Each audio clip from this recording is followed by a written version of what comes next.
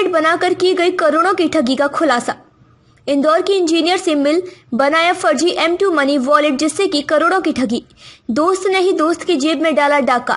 M2 money wallet का e-wallet बनाकर लोगों से करोड़ों रुपए की ठगी कर झारखंड में फरारी काट रही आरोपी को राज्य साइबर पुलिस जोन जबलपुर ने किया गिरफ्तार। बताया जा रहा है कि शातिर आरोपी सौरभ चौबे, जो कि छोटे से शहर पाली उमरिया से खनिज पर डिप्लोमा करने निकला था, लेकिन महंगे शौक के चलते उसके दिमाग में पेटीएम और फोन पे जैसे ई-वॉलेट बनाकर जल्द ही करोड़पति बनने का आइडिया आया। देखना चाहें तो एक बार अभी हम इंदौर में जहां से इनने ऐप बनवाया था, उस जो डेवलपर है उस डेवलपर से अभी इन्वेस्टिगेशन बाकी है।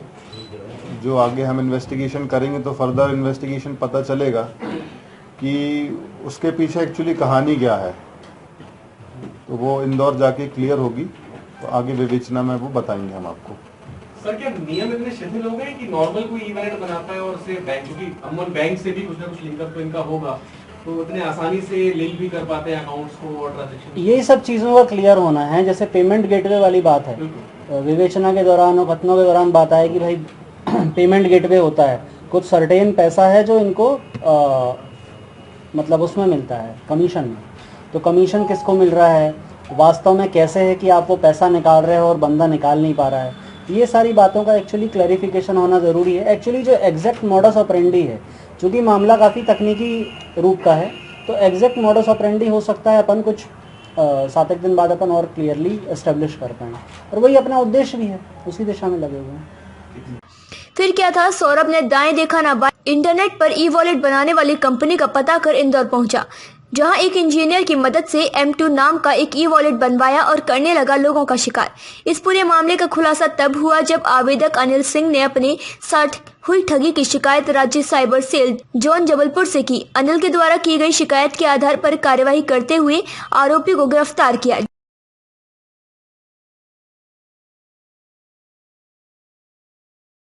तो उसमें लगे हुए हैं कि मतलब ये तो एडमिन हो गए, और बाकी के लोगों का क्या रोल है, या वास्तव में जुड़े हुए हैं, या वो सीधे साधे लोग थे, मात्र उन्होंने टेक्निकल सपोर्ट किया, ये चीज़ें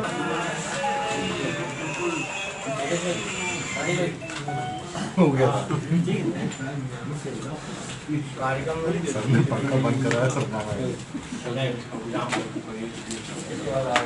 नया वॉलेट बन रहा है, कोई नई वेबसाइट आ रही है, कोई नया नंबर आ रहा है, ऐसे ही मतलब व्यक्ति जो विश्वास कर लेता है, वो विश्वास ना करें, थोड़ा सा चेक करें चीज़ों को क्या है। सर ने जो बोला ये मेन पॉइंट है, तो बड़ा सिक्योर मींस माना जाता है। किस तरीके से लोग अगर आपने पकड़ी क्या है तो शुरू करें।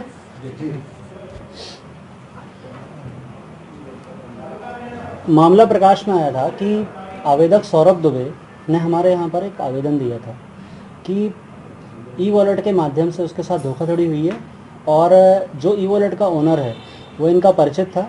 करीब 7 लाख की धोखाधड़ी इनके साथ हुई थी। तो जब इस मामले में शिकायत में लिया गया तो पता चला कि इन्होंने इंदौर की एक वेबसाइट से ई-वॉलेट बनवाया था। इनका सोचना था कि जैसे पेटीएम है या फ़ोनपे है, 2018 में इस तरह की चीज़ें बहुत ज़्यादा पॉपुलर हो रही थी, उसी चीज़ का फ़ायदा उठाना चाह रहा था। तो उसने इंदौर से ई-वॉलेट बनवाया, और जो भी उसके राइट्स थे, एडमिन राइट्स थे, पैनल के राइट्स थे, बैंक अकाउंट वाली चीज़ें थी, सब इसके नियंत्रण में थी। तो इसने फिर ये देखा कि जो भी पैसा ई-वॉलेट में आ रहा है उसको मैं अपने नियंत्रण में लेके ये इंश्योर कर सकता हूँ कि पैसा तो जमा हो, लेकिन निकालें ना लोग बाग। तो कुछ समय तक तो पैसा लोग निकालते रहे, लेकिन जैसा नॉर्मली इस तरह के मामलों में होता है, अपन मल्टी लेवल मार्केटिंग में भी देखते हैं कि पैसा तो लोग जमा करते हैं लेकिन उतना मिल नहीं पाता। शुरू में लोगों का विश्वास जीतने के लिए पैसा दिया जाता है, बाद में फिर पैसा मिलना बंद हो जाता है। उसके अलावा ये स्कीम्स भी चलाता था कि आप हमारे ई-वॉलेट के लिए हमें इतना रुपए दीजिए तो हम आपको 1% 2% का फ़ायदा देंगे। इसके कारण भी लोगों ने उसको पैसे दिए। उमरिया में और बाहर भी ऐसे बहुत सारे आवेदक हैं जिसको उसने ठगा है। हम उस चीज़ पर आगे जांच कर रहे हैं। तो जब इसको पता किया गया तो समझ में आया कि सोशल मीडिया प्रोफाइल्स वगैरह भी हैं इनकी, और ये कहीं महंगी चीज़ें खरीदना या हवाई जहाज़ से यात्रा करना, इस प्रकार के इनके शौक़ थे। तो इंस्पेक्टर साहब, ताम्रकार साहब और हेमंत पाठक वगैरह रेगुलरली सोशल मीडिया मॉनिटरिंग करते रहे, रेगुलरली लोकेशन निकालते रहे। तो फिर हमको समझ में आया कि इसके माध्यम से इसको पकड़ा जाए। तो कभी बिहार, कभी रांची, कभी बेंगलोर, अलग अलग प्रकार की लोकेशंस इसकी आती थी। ये पहले किस नाम से सर बनवाया था, क्या कंपनी नाम से अपना बनाया था? क्योंकि अमूमन हम पेटीएम सुना है, हमने अन्य भी ऐसे ऐप सुने, ये किस नाम से? वॉलेट का नाम M2 मनी था।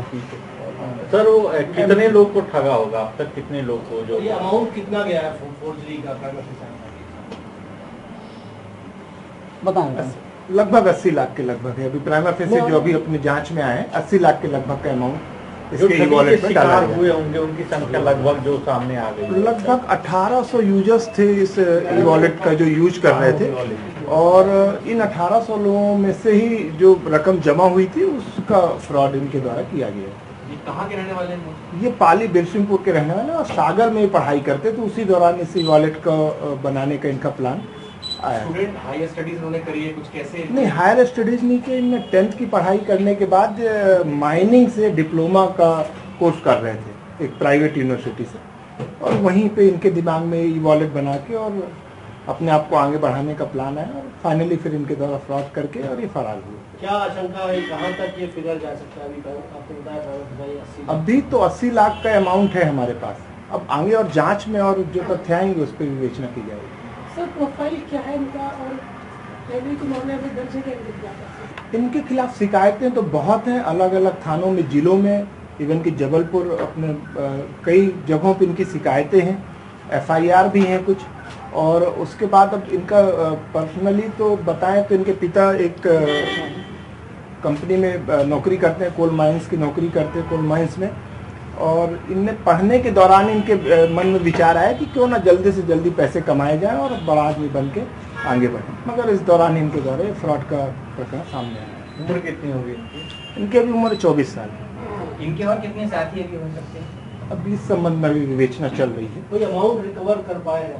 अमाउंट है, फ्रीज किया गया है बैंक खातों में। जबलपुर से सुनील सेन के साथ पुष्पेंद्र सिंह की रिपोर्ट।